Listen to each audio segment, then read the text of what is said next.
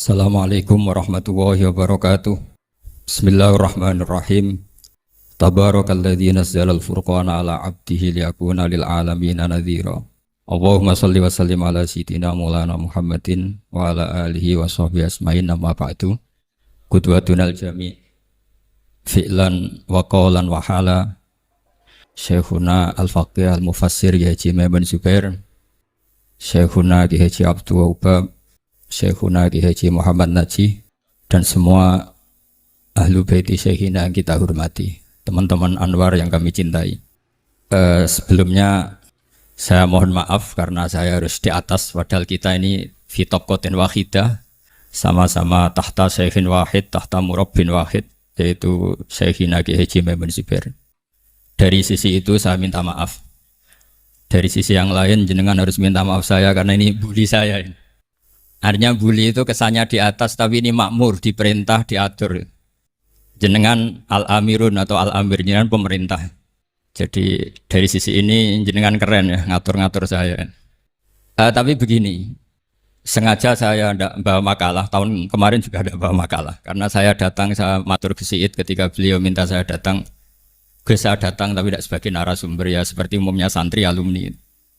Jadi ya saya datang saja. Karena ada tugas memberi orasi ilmiah, kita mulai. Begini, jadi dalam disiplin ilmu yang dikembangkan di pesantren, itu sebetulnya kalau pakai ilmu logika maupun sosial, sosial apa saja, baik sosial ilmiah maupun sosial budaya, kita ini jauh lebih unggul ketimbang tradisi mereka.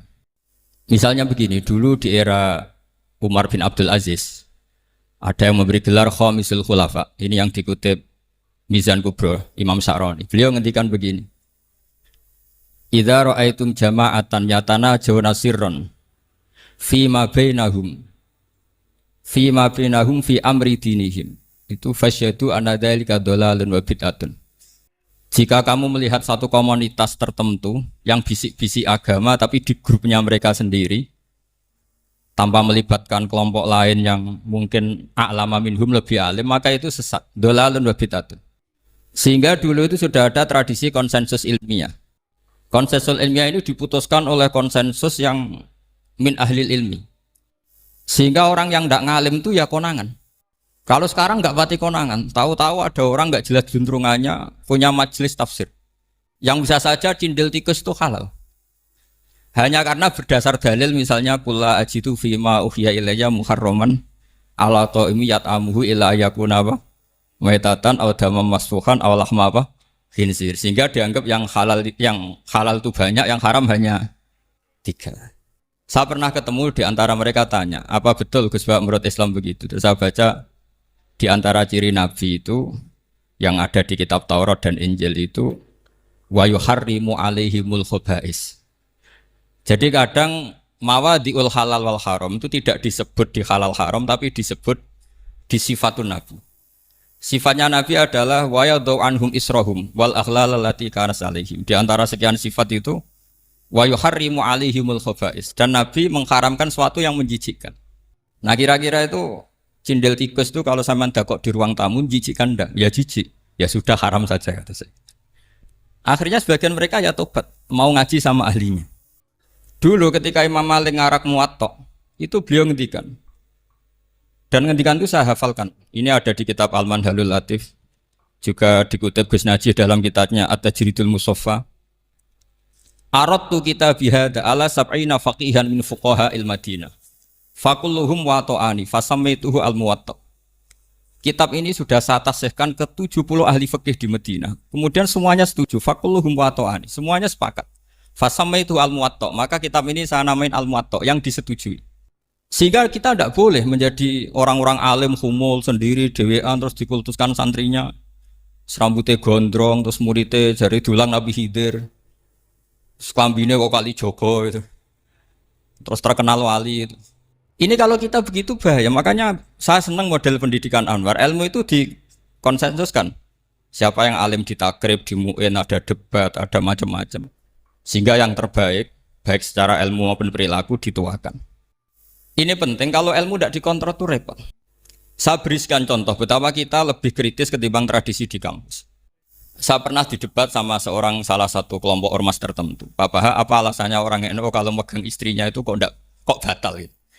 Wong istrinya digauli saja boleh, masa megang itu batal kata. Terus saya jawab, kamu tahu definisi mahram? Nggak tahu ya. Mahram itu orang yang haram dinikah. Haram dinikah itu ya ibu, anak, bule, ponaan. Yang haram dinikah itu namanya mahram. Justru istri itu namanya ajnabiyah orang lain. Makanya boleh dinikah. Jadi statusnya istri itu orang lain ajnabi. Sehingga boleh dinikahi. Kalau mahram malah nggak boleh dinikahi. Mereka akhirnya sadar. Oh ternyata selama ini keliru. Membahasakan istri mahram itu keliru. Ya terus akhirnya dia jadi Syafi'i. Syafi'i dadaan tadi. Pernah juga ada seorang kiai yang kepikiran mau mengharamkan atau menganggap ada fidah kalau orang haji itu rokok. Alasannya kalau kata pakar-pakar kuetar itu cengkeh itu wangi. Kalau cengkeh wangi berarti kalau haji rokok itu artinya pakai apa? Pewangi. Itu hampir saja deal. Karena ya memang cengkeh itu wangi. Kemudian diingatkan sama kiai yang lain. Anda berani fatwa kalau orang Jumatan sunat ngerokok karena pakai pewangi. Terus wah iya ya, enggak jadi. Jadi ini pentingnya ilmu itu konsensus. Sehingga saya bicara di sini pede bukan karena saya merasa benar, enggak kan nanti ada yang nasah ini. Kalau benar ya sampean dukung, kalau salah ya tinggalkan saja biasa saja. Karena kalau sampean sama-sama tadi saya sudah bilang tahta topkotin wahidah, kita tahta syaikhin wahid, tahta mursyid wahid. Saya pikir ilmu saya dan sampean ya undi lah. Kita beda jauh kan dengan Gus Naji karena beliau alim, sangarang kita banyak. Kalau saya jenengan kan ya sama-sama enggak jelas gitu ya sudah pokoknya santai-santai saja. Pokoknya rileks saja. Yang jelas saya datang ke sini itu mau cerita kebanggaan saya sebagai orang pesantren, produk pesantren kalau kata Gus Barak tadi. Di kampus itu saya berkali-kali ketemu doktor, profesor dan mereka umumnya itu orang-orang yang galau, yang gelisah. Dan lucunya itu mereka memposisikan saya sebagai penasihat. Karena apa? Memang ilmu pesantren itu unik. Ilmu yang bisa menjawab problem apa saja. Mereka misalnya tanya begini, Pak Bahak, saya ini orang kampung. Yang bapak saya itu utun, kan? Utun itu lugu. Bisa menjadikan saya doktor, saya jadi dekan, saya jadi rektor. Tapi setelah di kota, dengan sekian ilmu yang saya pelajari dari Eropa, dari Amerika, sekedar anak saya tidak narkoba itu sudah susah. Kok ranking? Nggak dengar anak saya ditangkap BNN itu sudah seneng saya. Artinya apa? Dia sadar ternyata kearifan lokal yang dididik para kiai menjadikan anak-anaknya jadi profesor, jadi dokter. Tapi dengan ilmu kedoktorannya, orang menjadikan anaknya ranking itu susahnya bukan main. Karena nggak ada kearifan. Ilmu yang mereka anggap adalah dianggap ya, tentu tidak hakikat, eksak. Eksak saja sebetulnya tidak juga subjektivitas mereka. Misalnya begini, ini contoh sekian. Pernah saya lomba cepet-cepetan matematika. Kalau saya kan pernah dimintai konsultan sebagai badan Basnas Nasional. Mereka kalau ngitung ya zakat tijarah itu 2,5%. Mungkin ada zakat ziroah berapa, 10% atau 20%. Kangkang yang di sini tak pikir itu mesti bingung karena gaya porogabet itu mesti raiso. Dan mereka tak tantang, coba jenengan bikin porogabet, saya pakai matematika pesantren. Itu cepat saya. Karena matematika kita adalah matematika ummi. Ummi itu orang Arab. Ummiyin. Enggak usah diterjemah apa, sudah ummiyin saja. Ummiyin itu keibu-ibuan lugu. Jadi kalau nggak bisa itu ya terlalu. Misalnya 2,5%. Kalau kita bilang kan rubul usur. Ya sudah 1.000 itu diusurkan dulu menjadi 10. Setelah 10 itu kan misalnya ya 1.000 berarti usurnya 100. Ya kan? Setelah 100 cari rubuknya berapa? 25. Berarti setiap 1 juta 2,5% adalah 25. Mereka masih garap porogabet, saya sudah cepat 1.000 usurnya 100, rubuknya 25. Namanya rubul usur. Begitu juga misalnya kita punya aset 100, nisful usurnya 10, nisfunya berarti 5. Itu rasa porogabet cepat ketimbang sampean porogabet 2,5% kan suwi. Terus dia tanya, Pak matematikanya kok cepat? Dapat ilmu dari mana? Pernah kuliah di mana? Ya saya ngaji di Sarang sama Mbah Mun, terus saya ngaji beberapa ilmu. Nah, kelirunya rata-rata santri itu faro itu ya ora seneng. Bulet.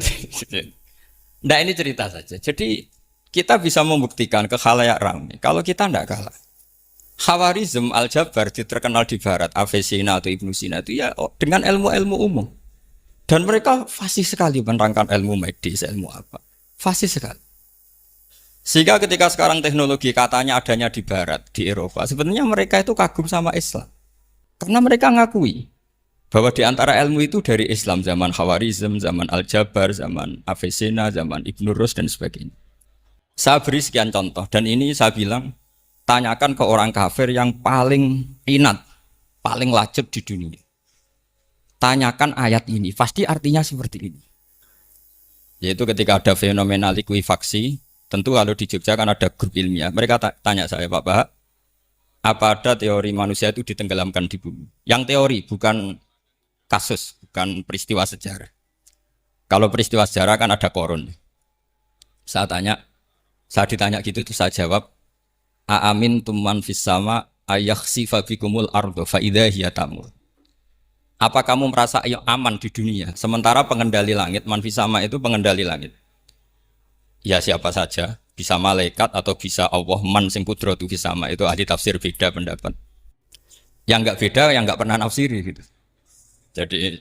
Jadi yang enggak beda karena enggak pernah nafsiri. Ayakhsifa bikumul ardo, bahwa bumi ini bisa ditenggelamkan. Faidah ya tamur, ya memang bumi itu bisa meleleh. Terus saya memberi sekian argumentasi. Kalau kamu katakan justifikasi ilmiah karena kadung Islam dan kadung pegangan Quran, mungkin Anda akan bilang saya ini justifikasi, nyari pembenaran secara syariah. Tanyakan ke ahli lughat yang non-muslim, maknanya ayat itu tetap seperti itu. Begitu juga misalnya ayat wal ardi dzatis sodr, dan bumi yang berkarakter bisa retak, sodkon itu retak. Dulu kita hanya punya contoh, misalnya biji-bijian jagung yang lembek, yang lemah, dan bumi yang keras. Atau ketela atau engkoang itu. Ternyata dengan segala kelemahan ini, biji-bijian ini bisa merekah dan buminya yang ngalah memberi ruang. Ya dulu ulama hanya nyontohkan tadi. Misalnya kalkhinto apa saja yang bisa bumi mengalah dengan proses tumbuhnya tanam. Tapi itu kan qaulul mufassir. Kenangan saya ngaji ya, makanya saya bangga sekali sebagai murid beliau. Saya memberi gelar beliau Al-Faqih Al-Mufassir. Fakih betul karena beliau putra Abu Zubair yang ma'ruf bil fikhi, dan al-mufassir beliau itu murid Said Alawi yang ngarang takriran Faidul Khabir itu dengan Habib Muhsin Al-Musawa ini.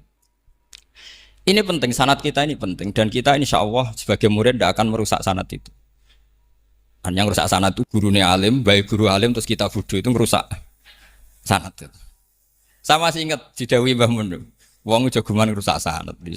Ibnu Hajar al-Asqalani ngalim-ngalimi wong di murid Zakaria Al-Ansori. Beliau di murid Ibnu Hajar terus di murid Fathul Mu'in. Jadi kiai nak di murid ngalim yo isen. Nah, kita berlomba-lomba supaya gak ngisin-ngisinin apa kiai. Ya ini kan kompetisi. Kalau gak kasih alim ya ngaku alim saja lah supaya ya nggak apa-apa. Artinya ya cukup lah kalau di daerah masing-masing kan. Saya pernah sama satu temen itu, Gus kula wis ngalim kok iso. Kula niku tiyang Sragen. Urip kula teng kaki Joko Samudra. Jadi kok kula ngeten iki pun alim. Ketika dia nakal dan pengurus nyurati orang tuanya, memberitahu kalau anaknya nakal, dia tenang saja. Tak tanya, "Kenapa kamu tenang?" "Bapakku buta huruf." Jadi pengurus nyurati itu ya tenang saja dia, karena dia tahu orang tuanya itu buta huruf. Kok nikmat urip kok kowe nggih, saya nak. Ya tapi insya Allah barokatuh Syekhina semua itu tetap berkah. Karena itu awal hidayat di daerah masing-masing. Itu tidak perlu alim, sudah hebat itu. Karena ya nggak perlu lah. Kalau alim betul malah nggak sempat dakwah. Begini, ini penting saya utarakan. Karena sanad keguruan itu pernah saya cek ya. Ini cerita ini Tahadus bin Imad. Guyonannya ulama meskipun guyonan itu ternyata musalsat. Dulu ya itu mungkin semuanya dengar sering cerita ada seorang desa gitu yang kambingnya habis mati, kebetulan kambingnya itu jenggotan kata beliau. Itu ada khotib yang jenggotan tuh nangis. Sempat khotibnya itu GR kalau dia itu ya ta'assar bimo idoti. Ya ta'assar sampai nangis sih. Ternyata enggak. Dia ingat khotib tuh ingat kambingnya yang mati.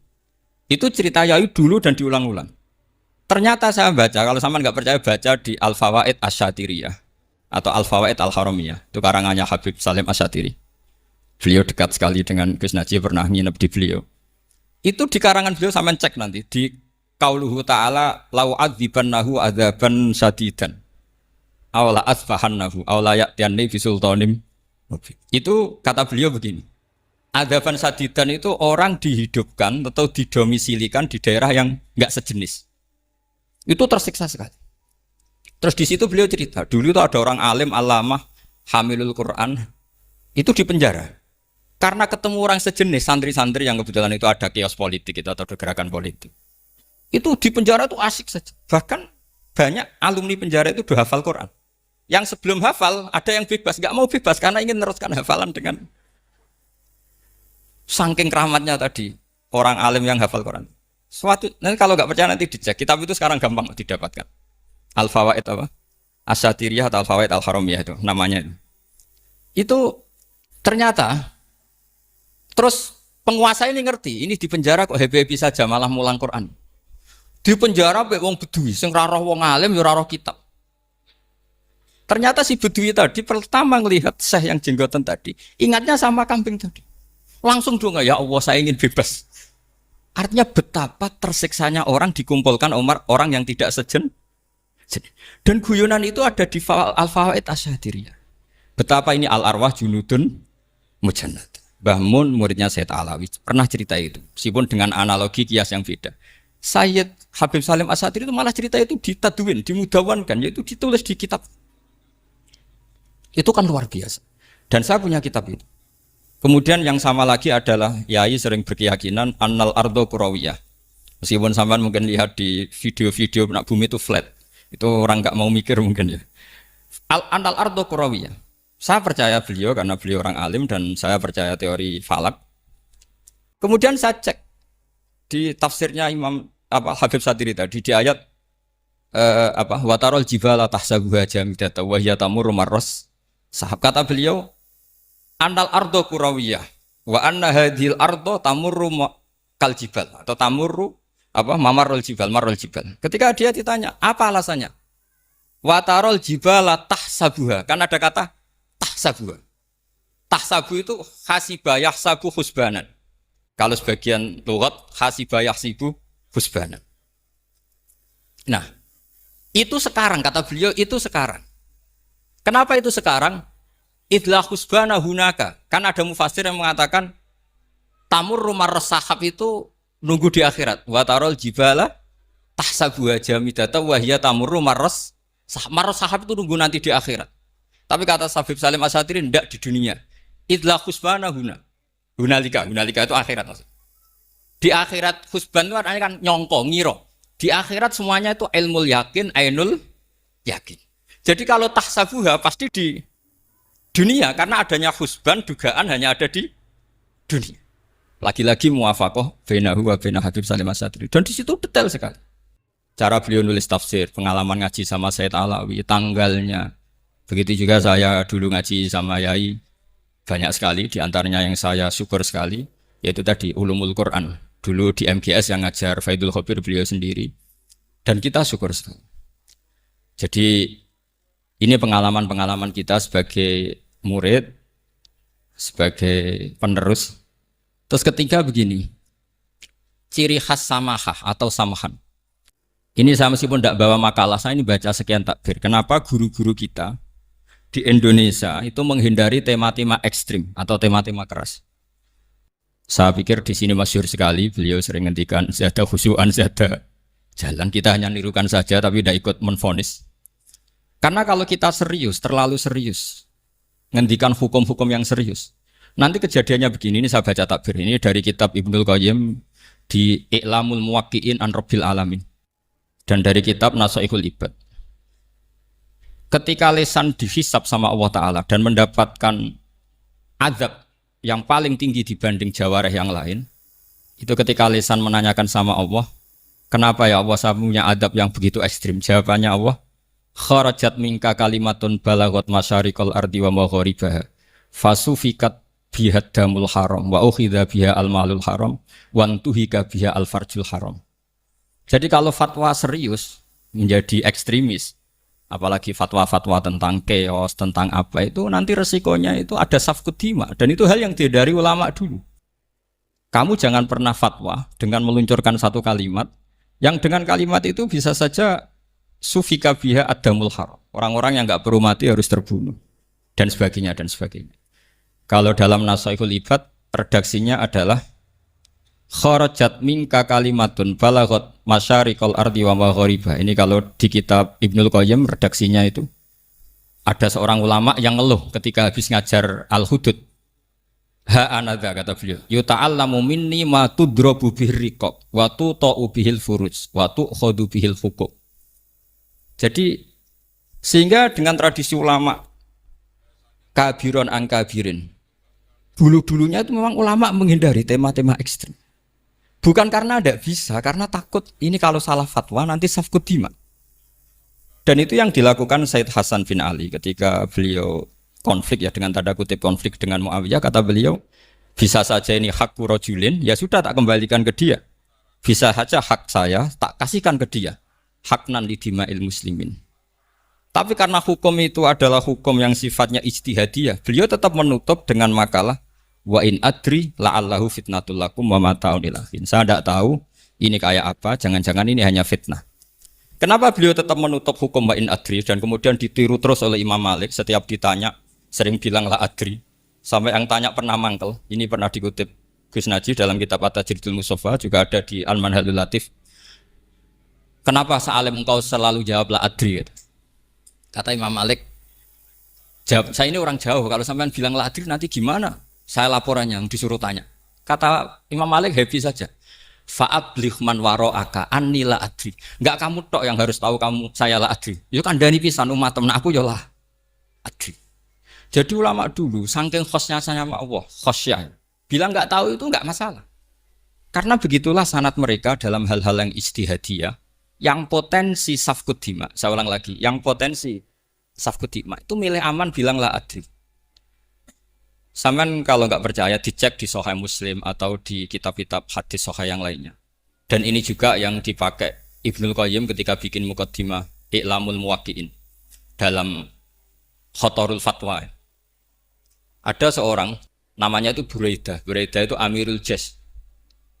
Itu setiap mau perang atau punya MOU dengan kelompok lain, kata Rasulullah, jika mereka menginginkan kamu ala antun zilahum ala hukmillah wa ala hukmi rasulillah fala tunzilhum ala hukmillah wa ala hukmi rasulillah. Ada redaksi yang fi dhimmatillah wa fi dhimmati rasulillah. Walakin anzilhum ala hukmi. Posisikan bahwa MOU itu atas nama kesepakatan kamu dan mereka. Fa innaka la tadri atusiba hukmallahi amla, karena kamu tidak tahu apa kamu persis sebagaimana hukum Allah pada. Kamu tidak bisa misalnya secara fikih, misalnya ada Zaid ini kafir harbi, terus kamu bilang ini wajib diperangi karena kafir harbi. Oke, itu mungkin. Tapi masalahnya bisa saja khusus Zaid ini ada sunnatullah, ada ilmu Allah yang mau diberi hidayat sehingga ada perlakuan khusus. Sampai lihat dalam Asra Badrin. Itu yang ketangkap di Asra Badrin itu kan semuanya kafir harbi. Ini alhamdulillah ini beliau rawuh.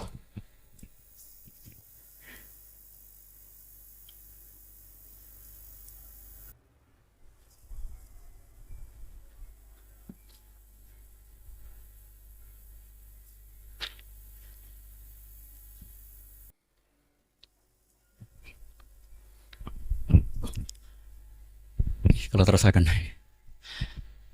itu di Asra Badrin itu kan semuanya yang ketangkep itu adalah orang-orang yang dulu kafir harbi, termasuk mimpinihim ada Said Abbas. Tapi ketika itu jelas-jelas pernah kafir harbi ikut perang Badar. Ini pentingnya muqabalah. Apa Abu Bakar usul dimaafkan, Umar usul darbur riqab. Apa tanggapan Rasulullah SAW ketika masaluka ya Abu Bakrin masalu Ibrahim? Qala faman tabi'ani fa innahu minni wa man asani fa innaka ghafurur rahim. Wa masaluka ya Umar masalau Nuh. Qala rabbil la tadzar alal ardi minal kafirina napa? Dayar. Dan apa yang dilakukan Rasulullah? Beliau memilih pendapatnya Abu Bakar. Dan apa yang terjadi? Said Abbas dan beberapa sahabat menjadi Islam. Wa hasuna islamuhum. Artinya gini, jadi betapa dalam menganalisis satu hukum sosial karena ini manusia. Saya ulang lagi, karena ini manusia itu susah sekali. Makanya dalam banyak hal sikap-sikap Rasulullah itu dipandu oleh Allah tentu. Ada ayat laisa laka minal amri syai'un aw yatuba alaihim aw yu'adzibahum. Makanya saya mohon sekali ini para santri, khususnya santri alumni Almar, mohon belajar itu tafsir Munir itu detail. Karena di tafsir Munir itu misalnya ada ayat tertentu yang mengkritik orang kafir tertentu, fitil kalwaqiah gitu.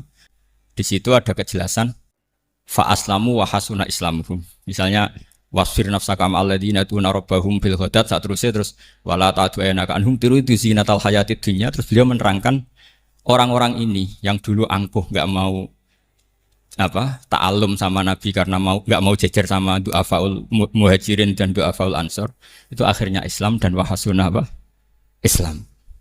Saya kira demikian, nanti monggo bareng-bareng istifadah dari Syekhina Najih. Dan saya syukur sekali karena mendapatkan naskah At-Tajridul Mushaffa. Saya sinau buhot itu banyak di kitab-kitab fikih, tapi saya mengenang dari yang dikutip beliau tentang Imam Malik, tentang buhot in kharaju ala misli Umar bin Abdul Aziz.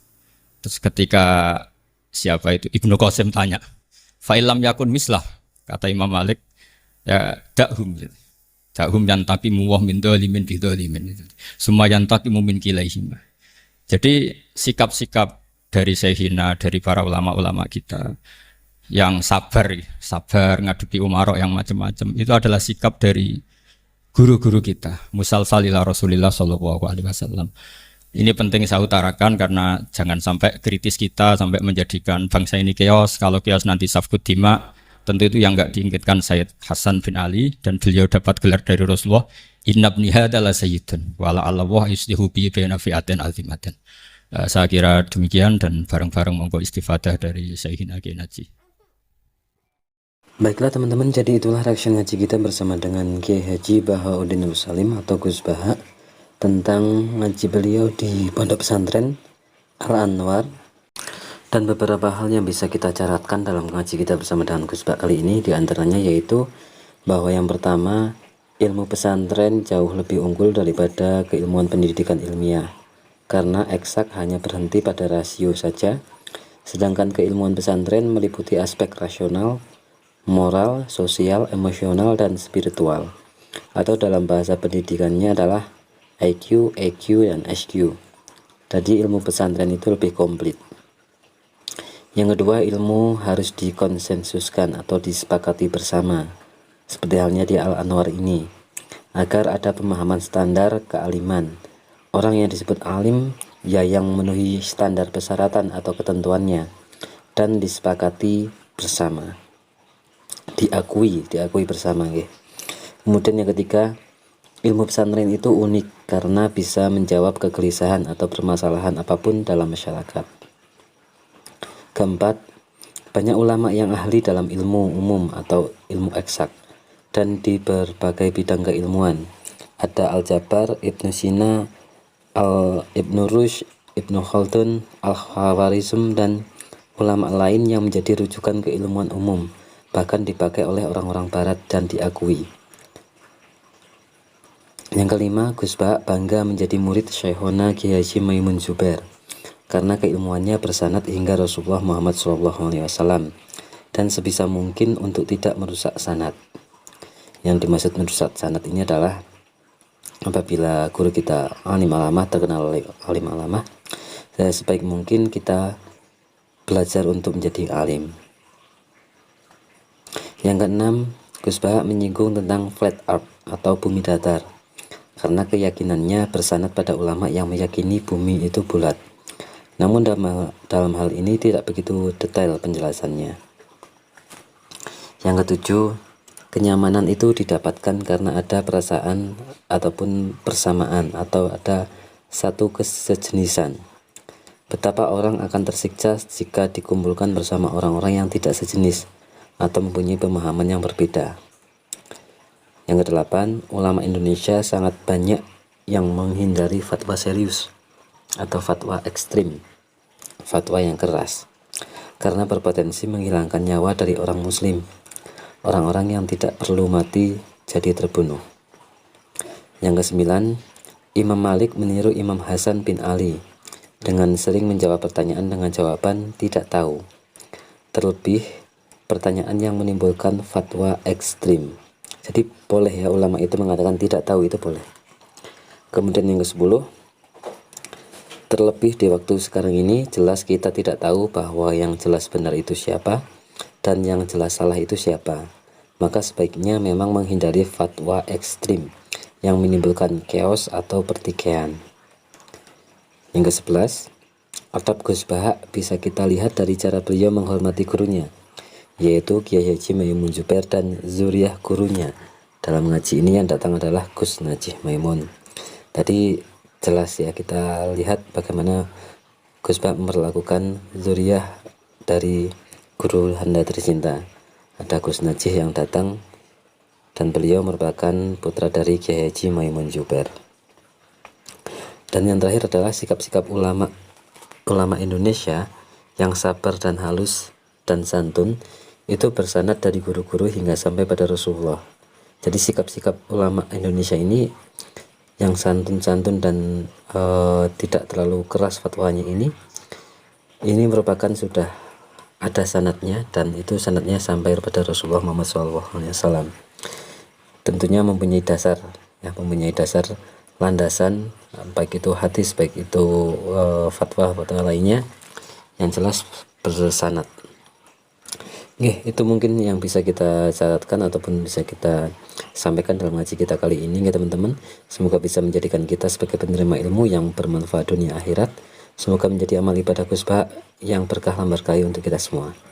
Amin amin ya rabbal alamin. Kita doakan bareng-bareng semoga Gus Baha senantiasa sehat, senantiasa panjang umur, diberikan kelancaran rezeki, diberikan kesempatan untuk terus-menerus memberikan keilmuan-keilmuannya kepada kita semua, sehingga kita bersama bisa istiqomah ngaji bersama dengan Gus Baha. Sekali lagi terima kasih. Jika ada masukan silahkan tuliskan di kolom komentar ya teman-teman. Mohon maaf banyak kesalahan. Wassalamualaikum warahmatullahi wabarakatuh.